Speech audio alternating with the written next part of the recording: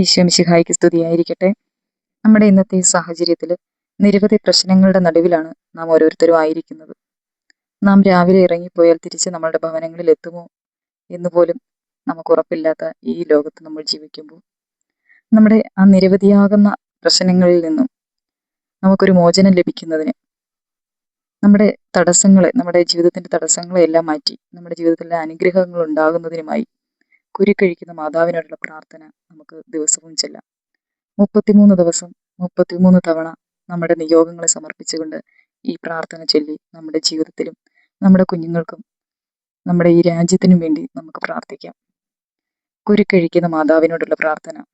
കന്യാമറിയമേ, അപേക്ഷയുമായി വരുന്ന മക്കളെ ഉപേക്ഷിക്കാതെ മാതാവേ, സ്നേഹം നിറഞ്ഞ അമ്മേ, സ്നേഹവും കാരുണ്യവും നിറഞ്ഞ ഹൃദയവും മക്കളുടെ സഹായത്തിനായി എപ്പോഴും കർമ്മനിരതമാകുന്ന കൈകളുമുള്ള മാതാവേ, എൻ്റെ ജീവിതത്തിലെ കുരുക്കുകളെ നിന്റെ കരുണ നിറഞ്ഞ കണ്ണുകളാൽ കടാക്ഷിക്കണമേ. ഞാൻ എത്ര നിസ്സഹായനാണെന്ന് നീ അറിയുന്നു.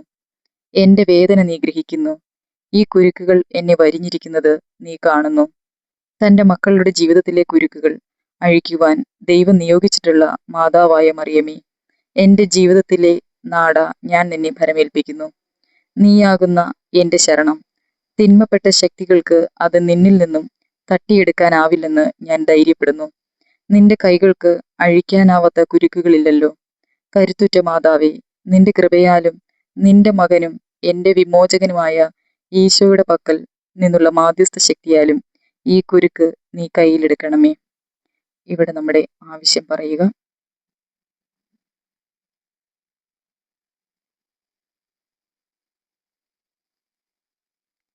ദൈവമഹത്വത്തിനായി ഈ കുരുക്ക് എന്നേക്കുമായി അഴിച്ചു കളയണമേ.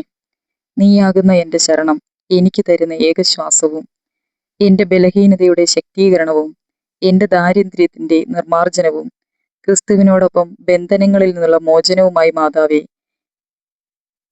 ഈ അപേക്ഷകൾ കേൾക്കണമേ, വഴി നടത്തണമേ, സംരക്ഷിക്കണമേ. ആമേൻ. പിതാവിൻ്റെയും പുത്രൻ്റെയും പരിശുദ്ധാത്മാവിൻ്റെയും നാമത്തിൽ ആമേൻ.